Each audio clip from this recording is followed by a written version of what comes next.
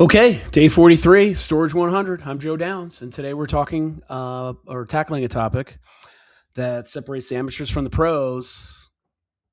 It's not going to feel like it, but trust me, it is. Knowing when to hire a third party inspector. I know an owner in the business that learned this lesson the hard way early on. When he walked the property, the roof looked fine from the ground, nice and black, no obvious pooling or anything. He thought, great, one less thing to worry about. And he eventually closed on the deal. And then 2 months later, a massive rainstorm hit and water was pouring into 3 units. Turns out the membrane underneath was completely rotten and a thin layer of fresh coating had applied on top to mask it. So that mistake cost him $40,000 he could have negotiated up front. And that's why we don't rely on our own eyes and a quick look. We rely on experts. We're going to talk about how to avoid the exact mistake or that exact mistake and many others right now and turn an inspection into a massive advantage. So sometimes the biggest mistake amateurs make is what I call the DIY trap. It's actually hard to say. I don't know why. Ever heard the expression penny wise, dollar foolish? You think you can save a couple $1,000s by doing the inspection yourself? You know those people. Are you one of them? You walk the property, you see fresh paint, you see doors opening smoothly, and you think, yeah, you're good to go. But you're only seeing the surface level. You're missing the expensive hidden killers. You're missing the foundation settlement that'll cost you $80,000 to fix. You could be missing the overloaded electrical panel that's a fire hazard and a $15,000 replacement. These are things that kill deals and destroy your returns. The do-it-yourself approach is being cheap, not being smart. Smart investors know where to spend money and save a fortune. So what exactly are the third-party experts looking for that we miss? Well, they aren't just looking for a clean office. They focus on the big four systems first that hold the highest risk and the highest cost. So first, they're going to check the roof system. They're going to get up there and they're going to look at the membrane's condition, the flashing, the age. They look for standing water issues that lead to leaks. And then they're going to check the structure. They're going to look for the foundation cracks, moisture intrusion, and the integrity of steel framing. And then third, they're going to look at the mechanical, electrical, and plumbing system, or the MEPs as we call it. This includes the HVAC units for climate control, the electrical panels, the fire suppression system if there's one. And then finally, they're going to check the site and drainage. They look at the asphalt, if there is any, the concrete, the gravel, how stormwater is handled, the way things are pitched. It's a comprehensive look that protects your investment. All right, but what's the real math behind this cost? Because the math here is actually a no-brainer. This is the simplest return on investment you're ever going to see in real estate. Let's say the inspection costs you $5,000.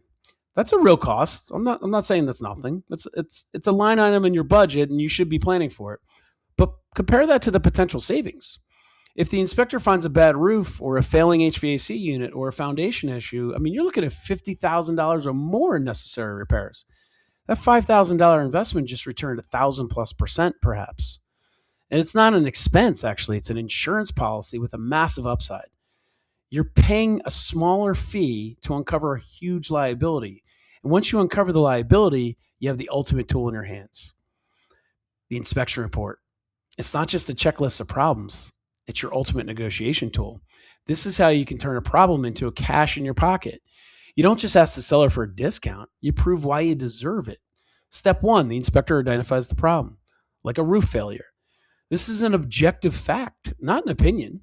Step two, you go get 2 or 3 quotes from local reputable contractors to fix that specific problem. Let's say those quotes come in at $45,000. Well, step three, you go back to the seller and you ask for $45,000 credit at closing. Sellers can argue with your opinion all day long, but they can't argue with 3 legitimate contractor quotes and an inspector who says there's an issue here. This process is how you buy down your purchase price and increase your immediate equity and remove lurking problems for soon after you take over. All right, now that we know the value of the report, let's talk about finding the right person to write it. I'm giving you another quick story about a roof. I was walking a property one day and the roof looked great from the ground as well. It was a nice flat rubber roof, but when the inspector got up there, he found the entire decking underneath was rotting out. The seller had just slapped a new membrane on top of the disaster, just like the guy I mentioned earlier. That's why you don't hire a home inspector for a commercial property. A home inspector checks outlets and drywall. No disrespect to them, but they're not versed in commercial systems. They're used to seeing houses, not 20 to 50,000 square foot of commercial roof. You need a commercial inspector. They follow the ASTME 2018 standard. This is critical because they give you a 5-year capital expenditure table. That table tells you exactly when the HVAC units and the roof is going to need replacing, and you can start saving for that or preparing for that now or negotiating it up front. And you can find these specialists through the CCIM directory. This is the only way to get the real numbers you need for your underwriting. All right, let's talk about the findings that you should make, that should make you run, not walk. These are deal killer findings, the things you should never try to fix yourself, and you shouldn't just overlook as, oh, it's a value add. No, no, no, no, no. First is structural failure. If the foundation's settling more than an inch or the walls are bowing, the cost to fix it is going to eat up all the equity you had planned for, maybe and then some. It's unfixable for a reasonable price.